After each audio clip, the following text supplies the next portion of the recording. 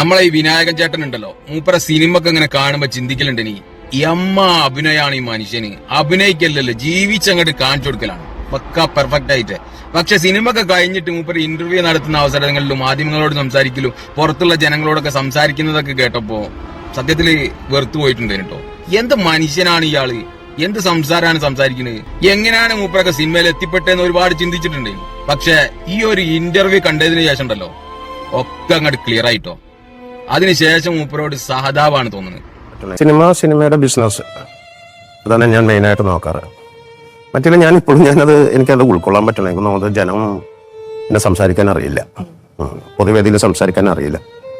അത് കാരണം എൻ്റെ കുറെ താഴെയുള്ള പ്രശ്നങ്ങൾ അതൊക്കെ പബ്ലിക് വന്ന് കാണിക്കണ്ടെന്ന് വെച്ചിട്ട് താല്പര്യമുണ്ട്, പറ്റുന്നില്ല. പിന്നെ 10 പേരിൽ 2 എണ്ണം തോണ്ടും. പിന്നെ എൻ്റെ സ്വഭാവം അനുസരിച്ച് ഞാൻ ഇതിലും പറയും. പിന്നെ പ്രശ്നവും ബെറ്റർ വീട്ടിൻ്റെ അകത്തിരിക്കുക. ഞാൻ പെർഫോമറാണ്. എനിക്കപ്പോൾ മുമ്പിലിരിക്കുന്ന ആൾക്കാരെ കാണണ്ട. ഐ കോണ്ടാക്ട് എനിക്ക് ഭയങ്കര പ്രശ്നമാണ്. മറ്റേ പെർഫോമറാണ്, അങ്ങോട്ട് ചെയ്ത് വെച്ചാൽ മതി, ആരെങ്കിലും കാണട്ടെ എന്നുള്ളതാണ്. മറ്റേ നമ്മൾ നേരിട്ട് വന്ന് ഫംഗ്ഷനിലൊക്കെ ഇരിക്കുമ്പോൾ ആൾക്കാരുടെ ഐ കോണ്ടാക്ട് വീഴും. എനിക്കത് ഭയങ്കരമായിട്ട് ഹാൻഡിൽ ചെയ്യാൻ അറിയില്ല. അതാണ് മെയിൻലി, എനിക്ക് ഹാൻഡിൽ ചെയ്യാൻ അറിയില്ല. ഞാൻ ഒരു സെലിബ്രിറ്റി ആയിട്ട് ഇന്ന് ഞാൻ എന്നെ കണ്ടിട്ടില്ല. അതാണ് എൻ്റെ ഒരു റിയാലിറ്റി. ശരിക്കും എനിക്ക് ക്രൗഡ് കാണുക അത്ര ഇഷ്ടമാണ്. ഇങ്ങോട്ട് കാണുമ്പോൾ എനിക്ക് അത് ഹാൻഡിൽ ചെയ്യാൻ അറിയില്ല. അതാണ് ശരിക്കും എൻ്റെ പ്രശ്നമാണ്. പക്ഷെ അത് ഞാനായിട്ട് പിന്നീട് അത് പുറത്തിറങ്ങുമ്പോൾ വേറെ പ്രശ്നങ്ങൾ ഉണ്ടാകുന്നത്. അതാണ് അതിൻ്റെ യഥാർത്ഥ സത്യം. അല്ലാതെ ഞാൻ നാട്ടുകാരെ വിട്ടിട്ട് ഓടുന്നതല്ല. എൻ്റെ ഒരു ഹാൻഡിൽ ചെയ്യാൻ പറ്റാത്ത എൻ്റെ ഒരു കഴിവുകേടാണത്. അതിനങ്ങനെ കണ്ടാൽ മതി, അല്ലാതെ ആരോടും ദേഷ്യമില്ല.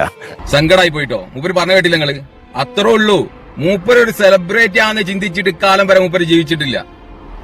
ഈ ക്രൗഡിന്റെ മുന്നിലൊക്കെ സംസാരിക്കാനുള്ള ഒരു എന്താ പറയാ അറിയില്ല, ഏറ്റു പറഞ്ഞില്ല. ആരെങ്കിലും പറയോ? മനസ്സ് ശുദ്ധാണ് മൂപ്പര്, നല്ല മനുഷ്യനാണ്. ചേർത്ത് പിടിക്കാൻ ഒരാളുണ്ടെങ്കിലുണ്ടല്ലോ പിന്നൊന്നും വേണ്ട. എല്ലാവരും അദ്ദേഹത്തെ അവഗണിച്ച് മാറ്റി നിർത്തിയ സമയത്ത് അദ്ദേഹത്തിന്റെ ഉള്ളിലെ കഴിവിനെ, കലയെ, ആ അഭിനയത്തെ മാത്രം നോക്കിക്കണ്ട്, അദ്ദേഹത്തിന്റെ ജോലിയോടുള്ള ആത്മാർത്ഥത നോക്കിക്കണ്ട് ആ മമ്മൂക്കാന്റെ ചേർത്ത് പിടിക്കലുണ്ടല്ലോ, അത് മമ്മൂക്കാക്ക് മാത്രമേ കഴിയൂട്ടോ.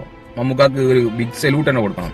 പിന്നെന്ന് പറഞ്ഞു കഴിഞ്ഞാൽ വിനായകനെ പോലത്തെ താഴെ തട്ടെന്ന് വന്ന കുറച്ച് കളർ കുറവുള്ള ആളുകളൊന്നും മലയാള സിനിമയിൽ ഉദിച്ചു നിന്നിട്ടില്ല. ഉദിച്ചു നിന്നോലൊക്കെ പെട്ടെന്ന് അസ്തമിച്ച് പോയിട്ടുമുണ്ട്. ഒരു അടിച്ചമർത്തലുണ്ടെന്ന് ഇല്ലാന്നൊന്നും പറയാൻ പറ്റില്ല.